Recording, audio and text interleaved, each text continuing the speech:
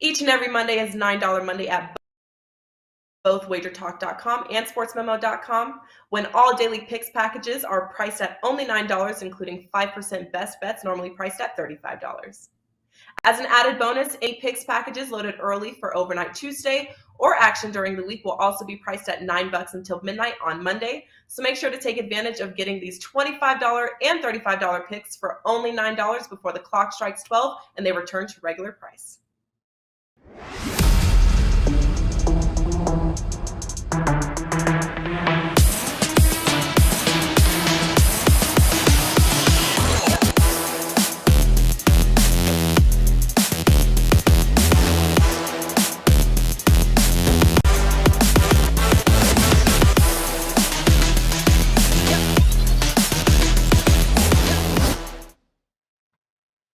All right, guys, welcome in on a very happy Tuesday to you as the madness known as March continues, not only in college basketball, but in the association as well. We've got a few very interesting matchups here tonight, some good spots. We're going to break down some of these games here on the card. We're going to do it with the original OG crew.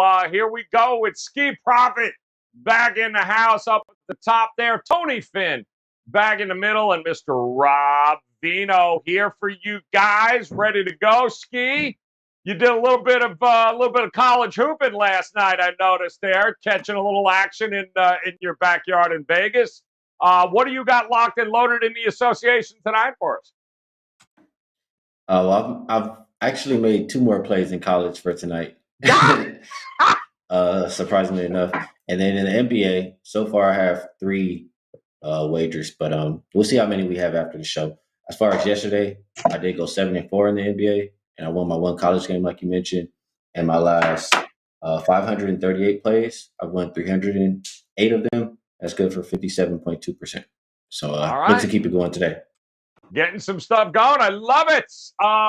Tony, Finn, yes. What is going on, my man? What last night in the NBA, still trying to figure out how I went to bed with the Knicks down 20 and then they win by 6. I don't even know what the hell happened there. But what's going on tonight for you here at the association?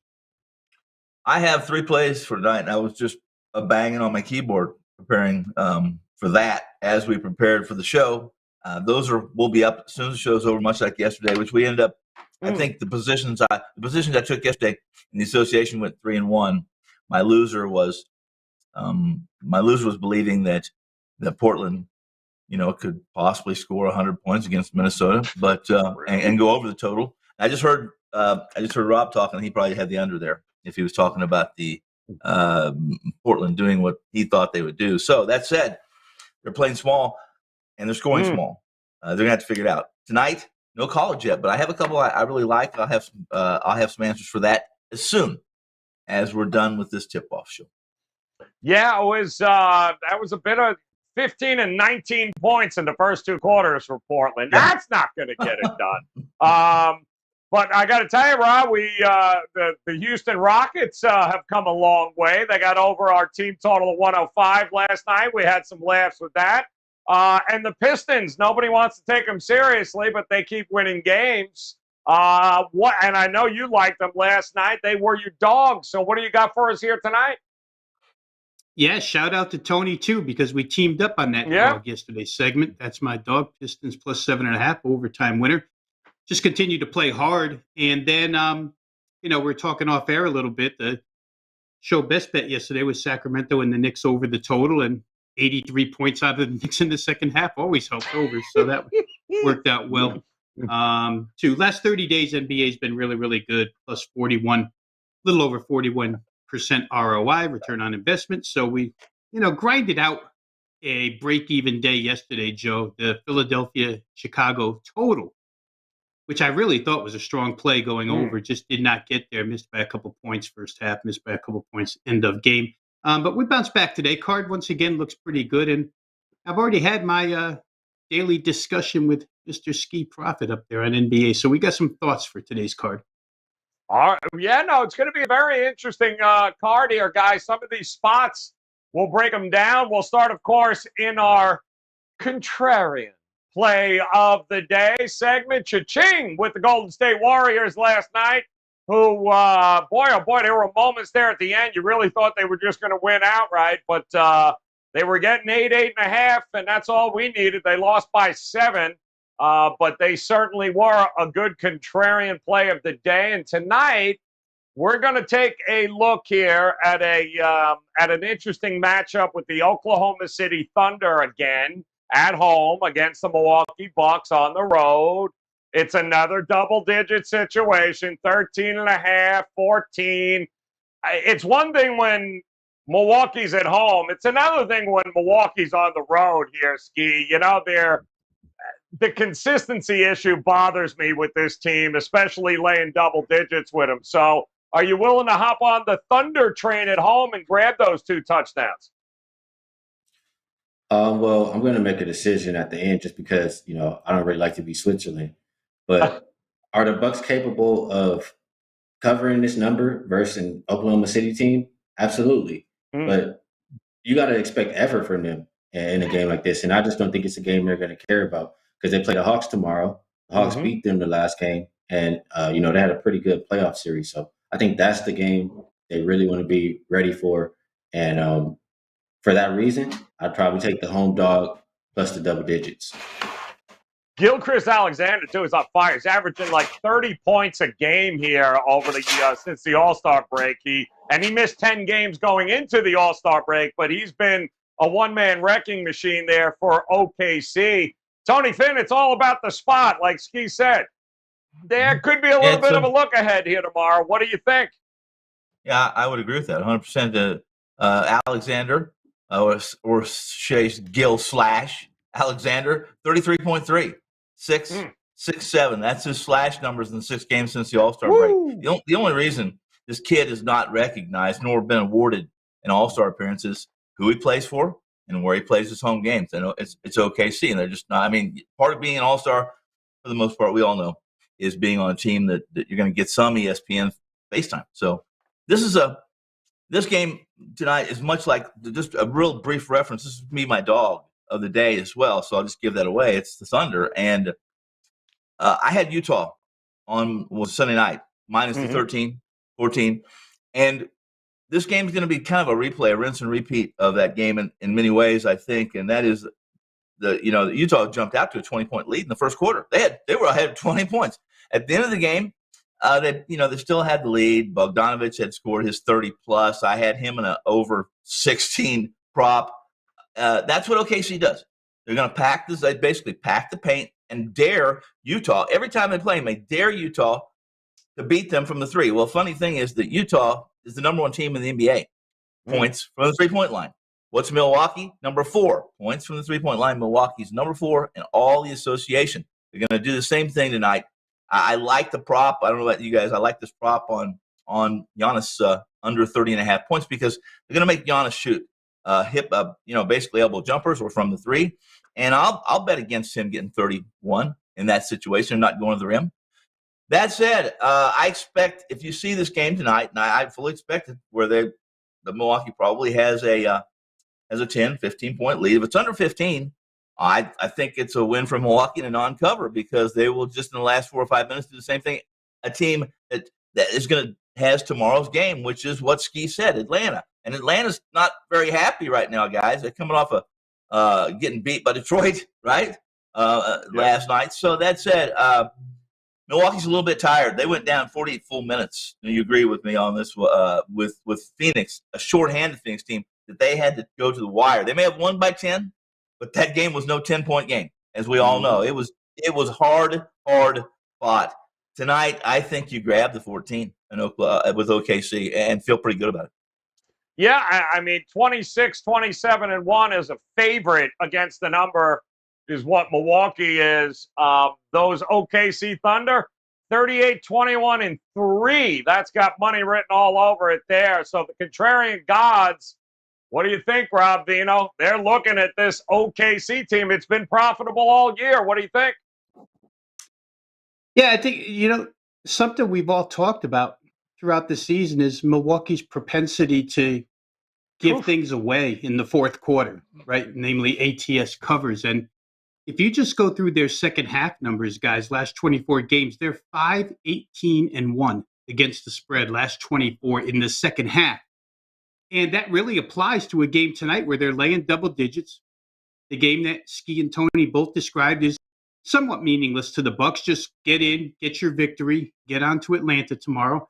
So I could certainly see the Oklahoma City side here plus points. If nothing else, even though they're as depleted can be with that roster that they play with. We talked about it before, Joe. I mean, when you have Lindy Waters in your rotation, Yeah. it ain't great. But that being said, SGA has found a way to carry this team, and they continue to push pace. They're a young team that can run. And, late second half, is Milwaukee going to want to keep getting up and down with them? Not really sure. So, although I think there'll be a lot of points in this game, both sides combined, I think it'll be a high-scoring game. I do think Oklahoma City plus is probably the way to look, especially with that second-half record ATS out of the Milwaukee Bucks. They just don't extend a lot of leads unless the game happens to be one that they're interested in. Yeah, so true. Not a great record since January 1st, which against the number, the Milwaukee Bucks, and a lot of it just has to do with effort. So the contrarian play of the day, OKC taking them 13.5 points. See if we can't get another one with the contrarian gods. In the meantime, we do have a featured matchup here tonight, one that is going to be, shall we say, a whole lot of fun here tonight as the Memphis Grizzlies welcome in the New Orleans Pelicans here. Interesting matchup from the standpoint of the Pelicans, just lost in overtime against the Denver Nuggets, while the Memphis Grizzlies started last Friday there against Boston. It kind of tumbled over into the weekend, and now all of a sudden, back-to-back losses. 5.5 and 231.5 as an opening number, Ski. So what do you think? Who do you trust here in this spot tonight? Well, I need to know, in order to pick the side, I need to know the status of Brandon Ingram. I know earlier this morning he got downgraded to questionable, but if he's not out there, I want no parts of New Orleans. I'd say, if you know he's going to be out, you probably have to look towards Memphis early, whether it's first quarter or first half. If you're a person who has first quarter team totals available, they've been pretty good making it to 30 points. You only have to make it to 29 or make it to 30. Here again tonight. So I like that, or maybe play the Grizzlies first half. But if Brandon Ingram is in, I like what the Pelicans have been doing. They're top 5 in the categories that I care about: offensive rating, defensive rating, rebound percentage, post All-Star. And I would also play Brandon Ingram over his 5.5 assist number. It's been plus money the past few times. He's cleared it 6 in a row. They finally make it, minus a little bit, minus 130, I think it was. It's just because he has a good matchup. Memphis has been giving up a lot of assists to small forwards. So I like that to continue just because he has another guy in CJ he can trust. And I also like CJ points. I've been having that every single day, 22.5, until they raise it up to 25. He's averaging 26 plus since the All-Star break in a Pelicans uniform. So I like those two guys. And I'll wait on the status of Ingram to make a decision on the game. Yeah, it's an interesting game. It's an interesting number as well, Tony Finn. Ingram, I'm still trying to go back. They were down 20 against Denver. Maybe the most impressive thing was that ridiculous cut. They just never stopped coming. So it's certainly a different New Orleans Pelicans team. Is it one you're looking to back here tonight? Well, I would say this. That's a pretty good description. Fact is that they didn't only overcome a 21-point deficit. Hell, they took a double-digit lead in that game, only give that away, too, to go to overtime. Mm-hmm. So if you believe that this Pelican squad has been fortuitous, maybe they found a brick or 3 of powder on the beach down there and missed the Cajun Couriers. They've been drinking Pablo Escobar juice or something. I would respectfully disagree. And if you were right about that, I'd be damn jealous. Here's the deal: what they've done, this new look Pelicans group, guys. They're the real deal. They're not Pepsi. They're Coca-Cola. Now they're not sliced bread. Let's not get carried away. But they're the real deal. And what they do well, or what Memphis does well, did well, and do every time they take the court, this is something that the Pelicans can defend, especially this new first five, this new group. The Pels are 4-1 straight up against the spread since the break. They, this group, let's put it this way. Memphis is going to attack the glass. That's what they do. They attack the glass. They're the best offensive rebounding team and the second best in second chance points. The Pels, they're the third best defending offensive rebounds, defending the glass. They rebound pretty well themselves. In fact, this new group, 40% of their misses, they're rebounding. Okay. That said, you have to stop the transition game too of the Grizz.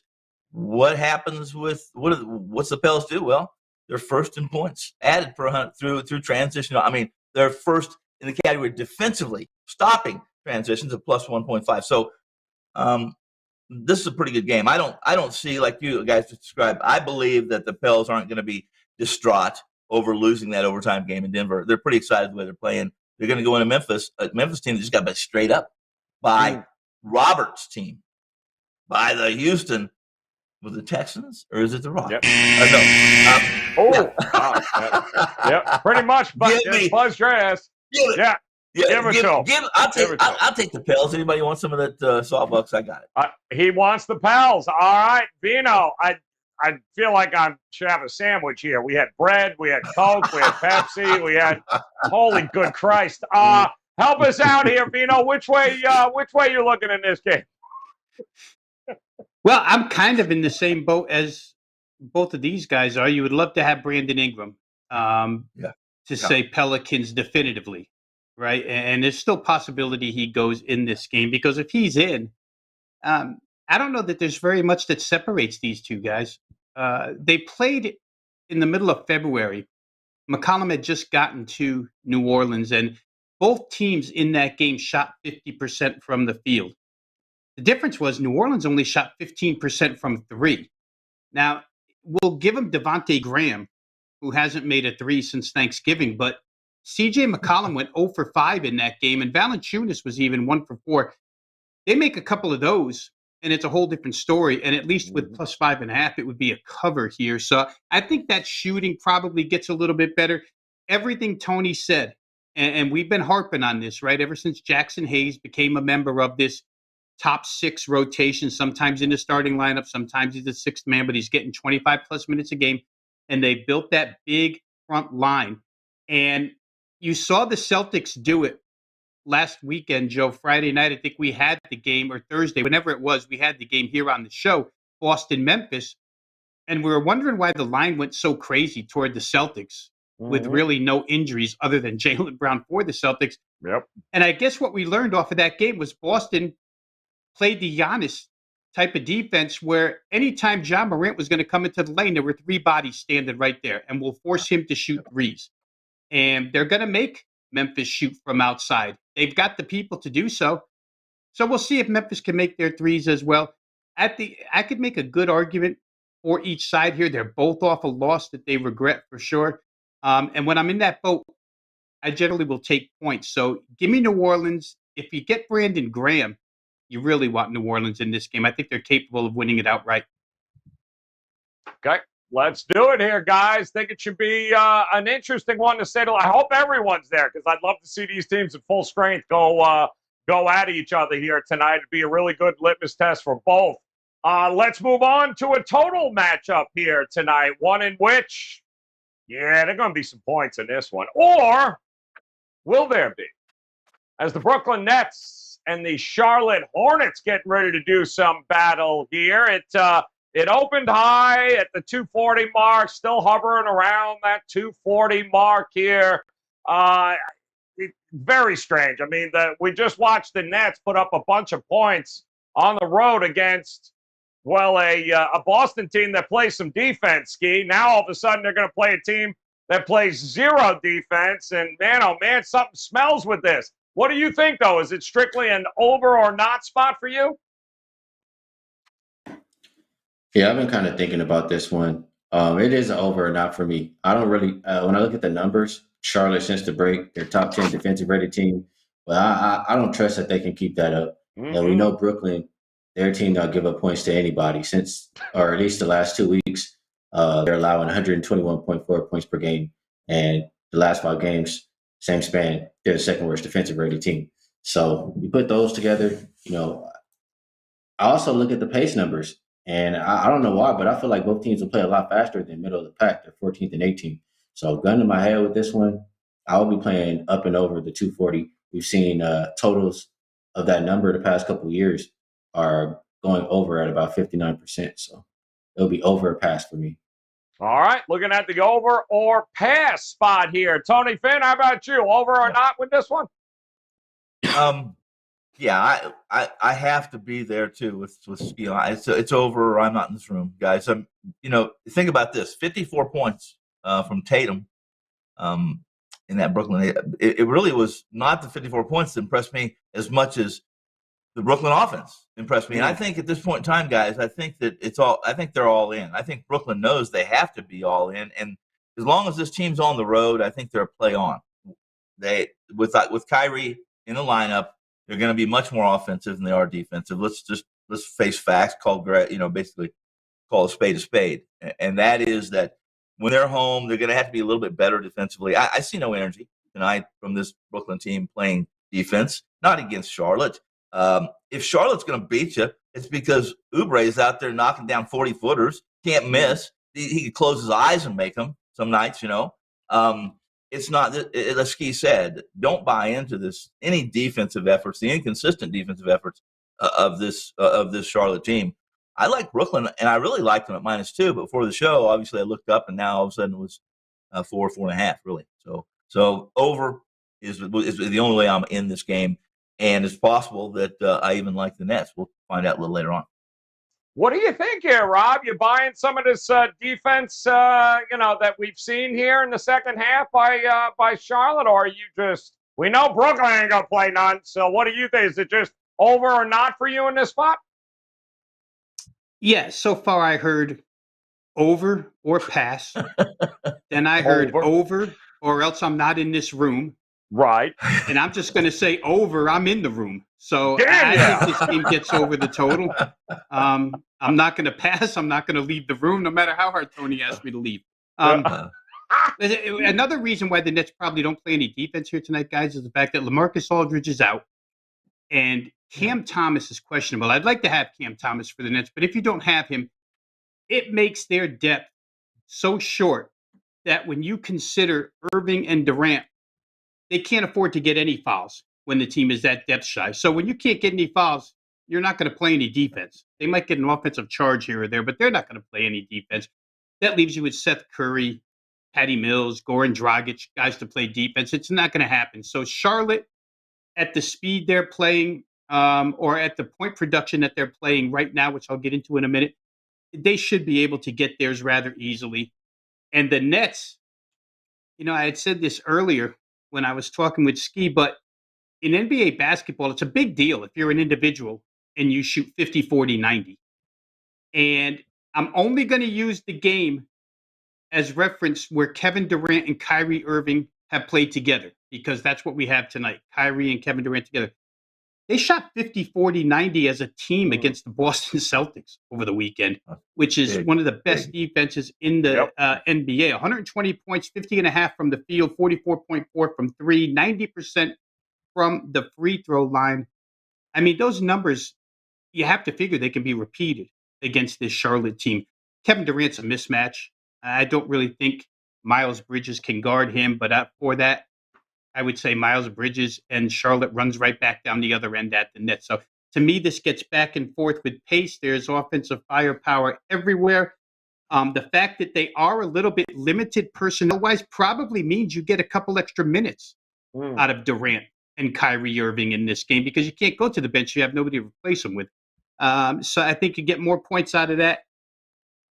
Real quick with these potential points numbers that I keep. The last 2 games where Charlotte has played a team that is offensive minded, like Brooklyn is, those 2 games were San Antonio and Milwaukee. In those games, Charlotte played San Antonio. There were 506 points available. In the game against Milwaukee, there were 521 points available. If there's probably going to be 500 points available here tonight. Yeah, the Nets and Celtics scored 52% of theirs on Sunday. I don't see any way, guys, mathematically, fundamentally, trend-wise, situationally, how this doesn't get over. So I'm in that room, man. I'm taking over 239.5, 240.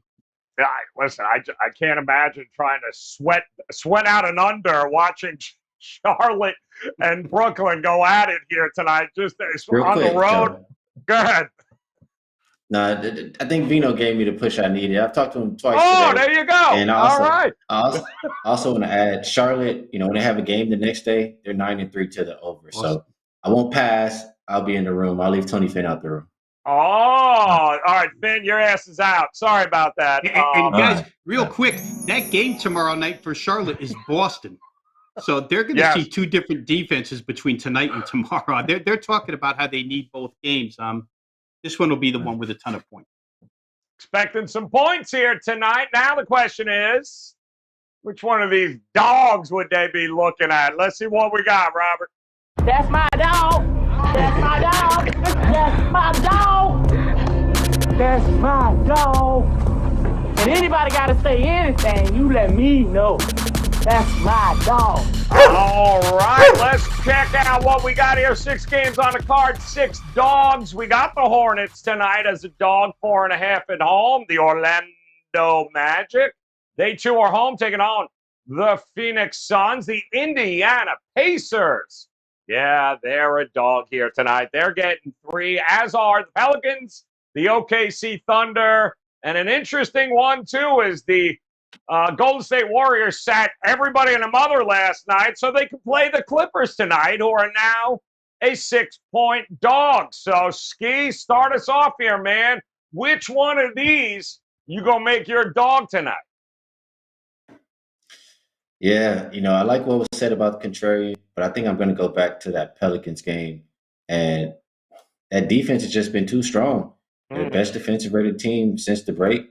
They're allowing less than 96 points per game. They can build that wall, like Rob Vino said. And Memphis, all they want to do is score in the paint. So if they can't do that, they're not going to win by margin. I would love to know that Ingram's in the game, but even with the question mark, I think I'll go Pelicans here. All right, look at Ski going with the Pelicans, taking them 6.5 points here. Tony, Finn, where are you going, man? Where are you going? As we talked about earlier, I will go to Oklahoma City. I'll take the Thunder plus the points. As I've mentioned, and I kind of gave it all away during our the earlier segment on this game, but the Bucks are coming off a full 48 minutes. All hardcore war, all out hardcore war against the Suns. If you watch this at the talking stick, and it took the first 5, full effort to beat a gritty Suns team is playing without their 2 best players. I say that with some hesitancy, guys, because I think the supporting cast of this Phoenix group is undervalued. I mean, it's a good group. SGA, he's been money. I mentioned this, 33, 6-6-7. That's his slash in 6 games since the All-Star appearance, or since the All-Star break. This basically that finals matchup between the Suns and Bucks took something out of the Bucks. And as these 2 guys mentioned, tomorrow they have to get on the plane, fly home, and they got to face an Atlanta team who I think we'd all 3 agree that they think they're probably going to have to give, at least in their minds, they're going to say, listen, we have to be our legs have to be a little fresher for tomorrow than they would be for tonight. Give me a backdoor cover, any kind of cover at all. Give me the Thunder plus the 14. All right, going it. Love it. Yeah. Thunder, he's taking them. We got to figure out, Tony, too, what is his prop number tonight for points? We'll check into that. Talk to me, Rob. 30.5. It is 30.5. Okay, sorry. Yeah. Talk to me, Rob Vino. The Clippers are winking at you. So are the Orlando Magic. Who are you biting with tonight? Yeah, I'm not winking back at any of those, Joe. I'll tell you that right now. But I am. I will show you guys that for $6.50, I can purchase this right here, so I can read that board and see the underdogs and barely find out who I'm supposed to pick.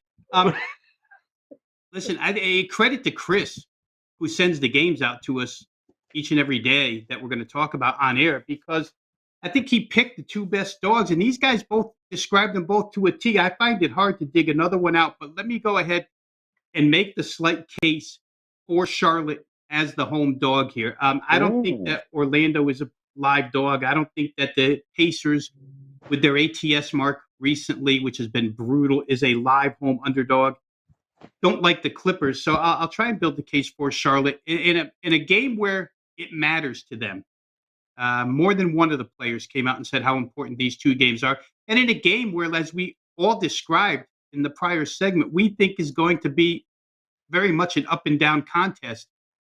Charlotte certainly has the scoring and the firepower to stay in a one-basket game with the Nets. It wouldn't surprise me if this thing lands 129, 126, 129, 127, somewhere in that area, because Charlotte will be able to score their share against the weak Brooklyn defense. So I think 4.5 might be a little bit too much at home, Joe, for a team that's playing better. Head coach says they're playing better. Montrezl Harrell even commented on how he's very used to the starting backcourt of the Charlotte Hornets now and how it's taken him some time to get used to them. So I'm going to try Charlotte plus the 4.5 is my dog. All right, Charlotte plus the 4.5 points. That's where Rob Vino is going tonight. So now let's do some best bets.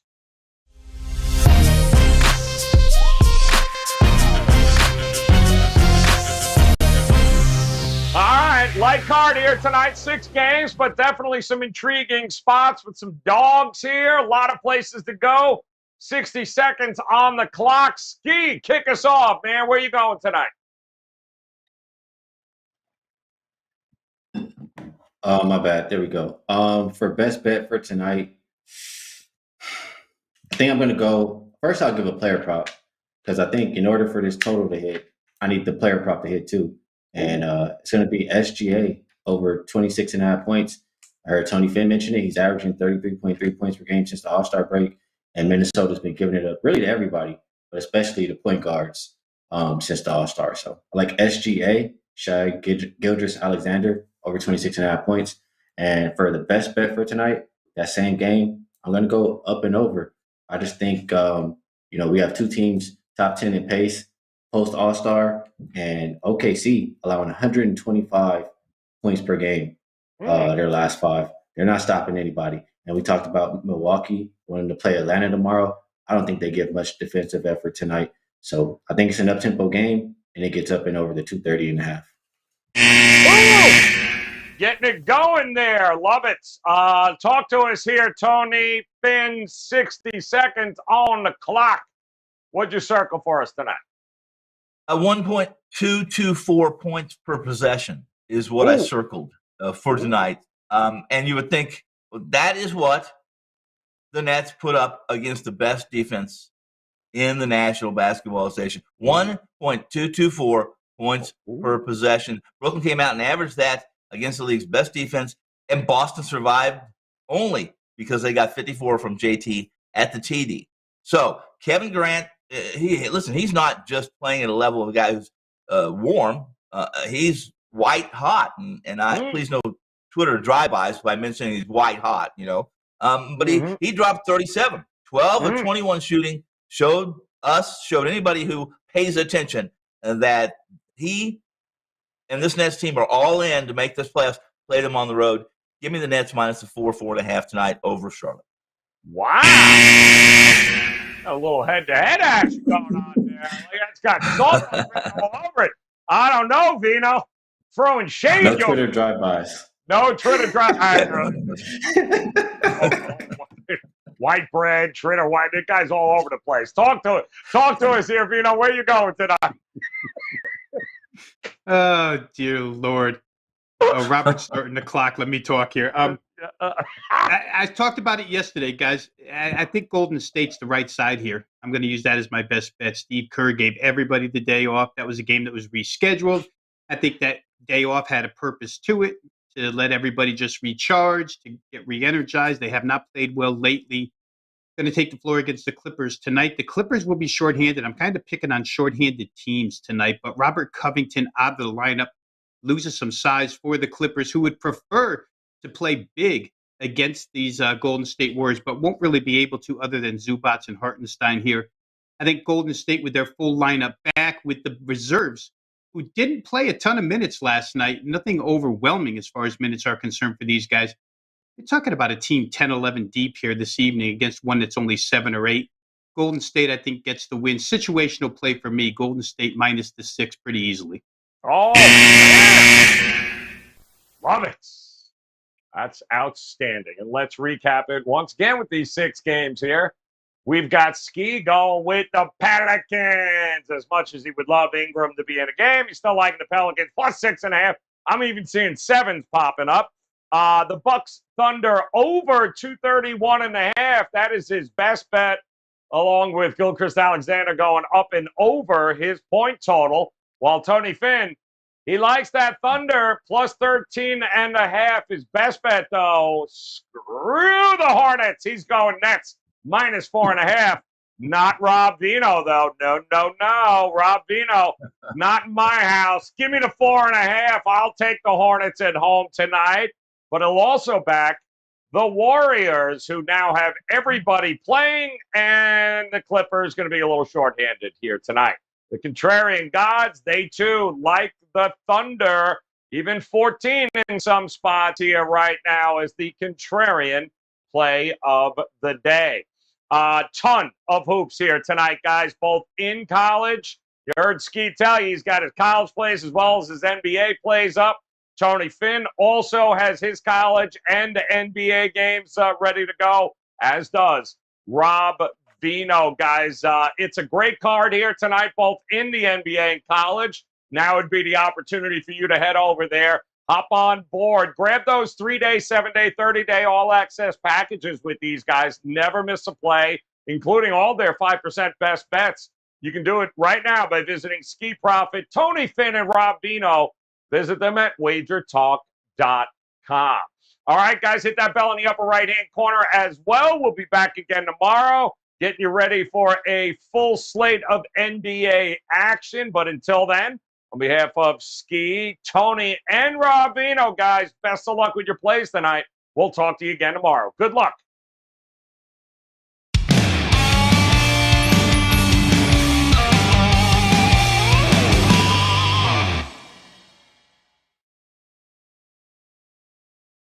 Founded in 1957, The Gold Sheet is the country's longest-running sports betting newsletter and has been serving bettors for over 6 decades. Whether you are a lifelong subscriber, used to buy it at the newsstand, or perhaps have never seen The Gold Sheet, we want to share this amazing March Madness offer with you. Get 5 weeks of access to both the college basketball and NBA Gold Sheet newsletter for only $29. This will give you daily access to both the complete NBA and college basketball reports, which includes power ratings, strength of schedule, average line, against the spread records, and more. Get all of this for under $1 a day. It's not your dad's newsletter where games were written a week in advance, but rather up-to-date stats, scores, injuries, and all of the information to make you a March Madness expert. Head to goldsheet.com and get your March Madness on for only $29.